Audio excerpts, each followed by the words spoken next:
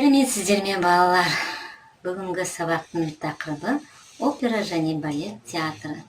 Сабақтың мақсаты тыңдаған мәтіннің негізінде мазмұнын түсіну, ақпараттың өзектілігін анықтау. Сабақтың бағалау критерийі тыңдаған мәтіннің негізінде мазмұнын түсініп, ақпараттың өзектілігін анықтайды. Балалар, қазір біз жаңа сөздермен танысамыз.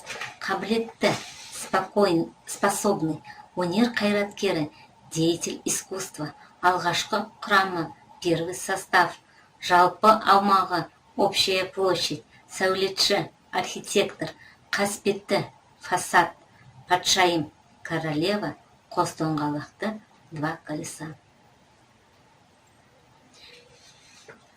Жақсы балалар, қазір тыңдалым тапсырмасы мәтінді мұқият тыңдаймыз.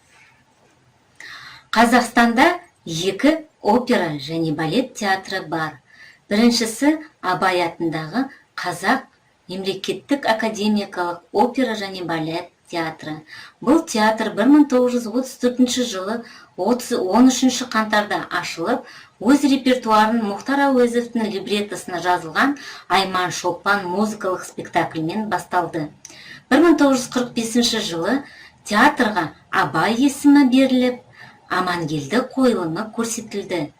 Театрдың алғашқы құрамында театрдың қабілетті, дарынды әртістері Әмре Қашаубаев, Иса Байзақов, Елубай Өмірзақов, Құрманбек Жандарбеков, Күләш пен Қанатбек Байсейітовтер, Серғали Абжанов және басқалары болды. Кейін олардың көбі Қазақстан опера өнерінің қайраткерлері атанды. 1944 жылдан бері театр шымылдығын жыл сайын Ахмет Жұбанов пен Латиф Хамидидің бірігіп жазған Абай операсымен ашады.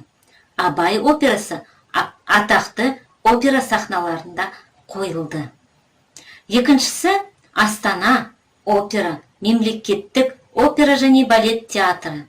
Астана опера театры Біржан Сара операсымен ашылды. Ондағы басты рөлдердегі Ресейдегі еңбек сіңірген әртісі, Татарстанның халық әртісі тенор Ахмет Ағади Біржан рөлінде және Қазақстанның халық әртісі Нұржамал Усенбаева ақын Сара рөлінде ойнады. Астана операның жалпы аумағы 61.163 шаршы метр. Ол 4 блоктан тұрады. Жобаның авторы сәулетші Рената Аркетти грек-рим мен қазақтың ұлттық сәулет дәстүрін жақсы үйлестірген. Ғимараттың сыртқы қасбеті Сицилия үнжу мәрмәрінен қапталған. Театрдың бас кіреберісі маңдайшасында қола квартрига 4 пар ат жеккен қос доңғалақты арбаның үстінде қолына лира ұстаған сақ патшайымы Томиристің мүсіні қойылған. Керемет балалар. Сіз көріп отырғандай, мына бірінші суретте Абай атындағы Қазақ мемлекеттік академиялық опера және балет театры. Екінші суретінде Астана опера, мемлекеттік опера және балет театры.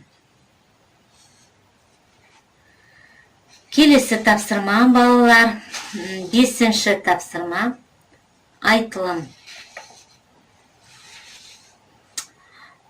Мәтіндегі ақпаратты 4 сөйлем тәсілімен пайдаланып айт. Бірінші, пікір. Осы тыңдаған мәтін бойынша пікірінді бір сөйлеммен жаз. Дәлел. Өз пікірінді бір сөйлеммен дәлелде. Мысал, пікірінді өмірмен байланыстыр. Қорытынды. Тақырып бойынша қорытынды айт. Дескриптор, осы тапсырмаға дескриптор оқыған мәтін бойынша пікірін бір сөйлеммен айта алады. Екінші, пікірін өмірімен байланыстыра алады. Және келесі тақырып бойынша қорытынды жасай алады. Келесі тапсырма балалар, жазылым тапсырмасы. Жазылым тапсырмасы екінші тапсырма. Қазақтың атақты опера әншілері туралы мәлімет жинап, кестені толтыр. Қанатбек Байсейітов. Ол кім? Майра Мұхамбетқызы. Опера атын және ойнаған рөлін жазасыздар. Бұл тапсырманың дескрипторы атақты әншілер туралы мәлімет жинайды, кестені толтырады. Керемет балалар! Осымен сабағымыз аяқталды. Назарларыңызға рахмет. Сау болыңыз.